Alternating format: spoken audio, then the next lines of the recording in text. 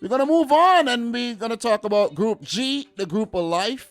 A group that not many people really care about, if you ask me. But the fans of those teams would actually be happy. Lille and Salzburg. But I don't have a lot of Lille and Salzburg fans watching the videos, but maybe that'll change after what Salzburg have done, being the first Austrian team to make it to the knockout stages of the Champions League. And Lille, there might be something around Lille too. I'm not 100% sure, but we're going to find out. We're going to talk about Group G, the group of life. I predicted Sevilla to... This is how unpredictable this group was, right? I predicted Sevilla to top the group, Wolfsburg to come in second, and both those teams got knocked out, with Sevilla getting the Europa League spot. Salzburg I predicted to come in third, and Lille to place last. I totally failed at this group. Totally. But I'm not ashamed. I'm fine. It's the group of life. Anything could freaking happen. On the final match day 6, guys. Any one of these teams could have been eliminated, which was crazy in itself. But it's Sevilla and Wolfsburg, eliminated from the Champions League, with Sevilla going into the Europa League, round of 16 playoffs, and Lille topping the group as one of the seeded teams, which means they'll avoid most of the heavy hitters. Maybe not Chelsea and, PSG. Well, they can't play PSG, but an Inter Milan. So, Salzburg, look, I think they'll fancy their chances, man, as underdogs this season. So, let's just recap the group really quick, and then we'll talk about the games that were played on match day 6. Sevilla won, Salzburg won. There was a lot of draws in this group too. Lille 0, Wolfsburg 0. Wolfsburg 1, Sevilla 1, Salzburg 2, Lille 1, Salzburg 3, Wolfsburg 1, Lille and Sevilla a stalemate 0-0. Wolfsburg 2, Salzburg 1. Everyone was beating everybody in this. It was just a mess in this group. Lille 2, Sevilla 1, Lille 1, Salzburg 0, Sevilla 2, Wolfsburg 0, and on the final match, the Salzburg beat Sevilla a goal to 0, and then Lille beat Wolfsburg 3-1. I've been very impressed with this Lille team in the Champions League. Maybe they haven't been doing so well in the league, but they've been climbing the table as of late. They didn't start well, but they're climbing up slowly but surely. So let's just run through these fixtures. I give you the updates, the scores, and then we keep it moving though. So Wolfsburg 1, Lille 3. Burak Yilmaz in the 11th minute. That was Jonathan Ikone setting up Burak Yilmaz for a brilliant finish. I have to say, look, this Lille team got some exciting players, and I think Ikone has already been linked with a move to, I think it's Inter Milan, if I'm not mistaken, or one of them one of them Milan teams.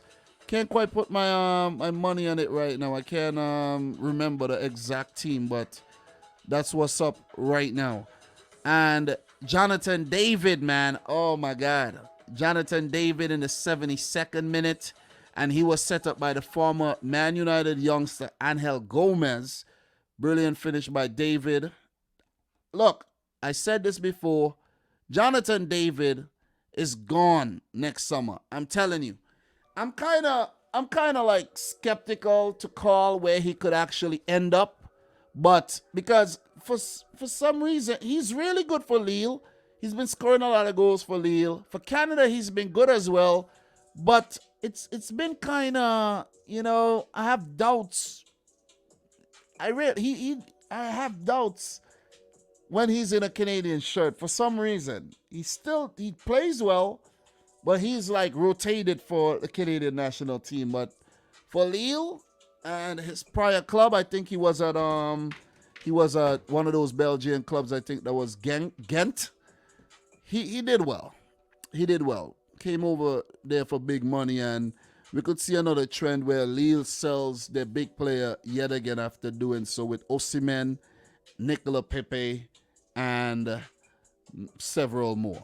So they're the team. They're the team that's been producing the big players coming out of France lately. So props to them, man. Big props to Lille.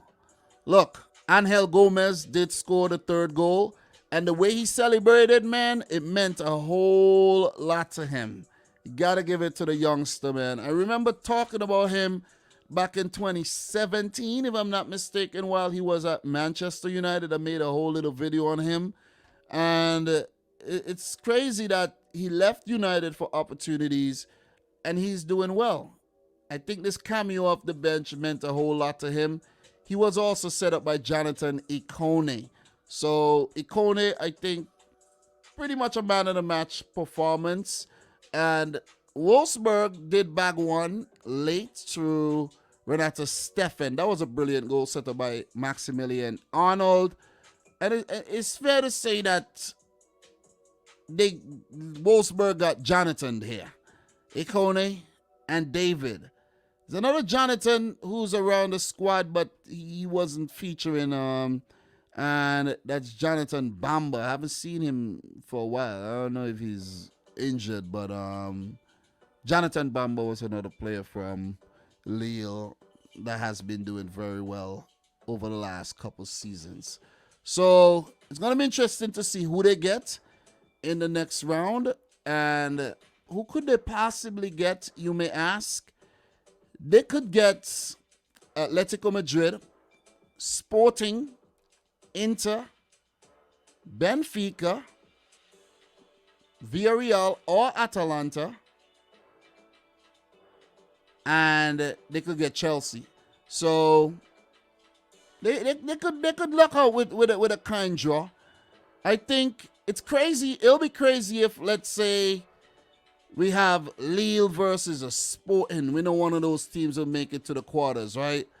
I like to see something like that. I like to see something, maybe a Benfica as well. I like to see something like that where one of those teams draw each other and we get a nice pathway there to the quarterfinals and see an underdog go deep into the competition. You know, we don't want it to be boring. So we're going to keep it moving, definitely. We're going to keep it moving. And let's talk about the other game in this group. Let's talk. Salzburg 1, Sevilla 0. Okafor in the 50th minute. This guy has been shining lately, you know. And he did so as well for Switzerland against Italy. Noah Okafor. And he's a very, very bright prospect that burst on the scene this year. And the Red Bull setup, Salzburg just keep producing these very, very talented players year after year after year. And you have Karim Adeyemi who comes to mind as well. So, look, there was a red card in this match as well where Joan Jordan was sent off. And he pulled back. That was Adeyemi, I think. Goal scoring opportunity, pull him down. And look, Salzburg had the advantage in this game. The goal for Okafor came in the 50th minute. 50th minute. I did not watch this game. And Jordan was sent off in the 64th minute as well. That was a yellow card, second yellow. But I'm disappointed in Sevilla, to be completely honest. I thought they would have done a lot better with the quality that they have in terms of a Papu Gomez, a Rakitic. You see what I mean? Lucas Ocampos, Munir, El Haddadi. I thought they would have done a lot better. The centre-back partnership of Diego Carlos and Jules Koundé. But Lopetegui's men were quite disappointing throughout the group stage. I thought this was a group that they could have navigated, but they failed to do so. But look, Salzburg, the talent in that team, the goal, the build-up to the goal, where Brendan Aronson, the USA international, Karim Adeyemi, and the pass to Okafor. Listen, scintillating stuff. Scintillating. Red Bull, you're going to be making some money. Maybe some of these players are going to move on to Leipzig. But look, Karim Adeyemi has been linked with Dortmund. And Okafor could be like a surprise signing for any team looking for a quality striker. There's also players like Benjamin Sesko and Junior Adamo, who looked good during the group stages as well. And there's a few players that I'm not really going to get into, but there's talent in this Red Bull Salzburg team, and they become the first Austrian team to make it out of the group and go into the knockouts of the Champions League. So congratulations to Salzburg. Well done. And wrap up the group of life, guys. Group G. Lille top, Salzburg second with 10 points, Sevilla third with 6, Wolfsburg last. Look, I expected better from Wolfsburg and Sevilla, but they both disappoint, and the underdog teams in the group, Salzburg and Lille, make it to the round of 16. So Lille definitely surprised me big time, and so did Salzburg. So not much more to add here. If you have anything else, let me know in the chat. Appreciate that. Look, and what we got to give credit as well, guys. Lille under new management, Salzburg under new management. So kudos to them, man. Kudos to them. I think Wolfsburg did sack their manager during the season as well, and maybe that has something to play in terms of their failure.